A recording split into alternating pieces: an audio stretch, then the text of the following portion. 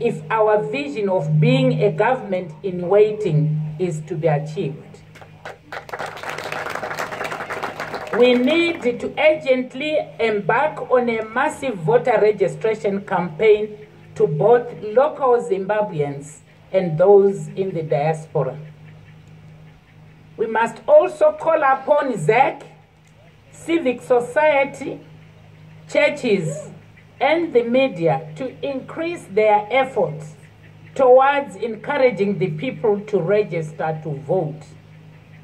Under this coalition, Zimbabwe has to be known to be a peace-loving nation through which we should have free, fair, and credible elections.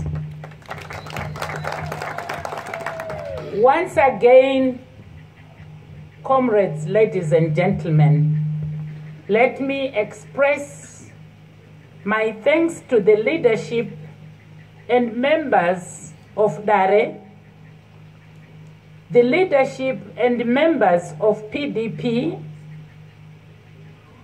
the leadership and members of Zunde, and last but not least, the leadership and members of NPP for their confidence in my candidacy.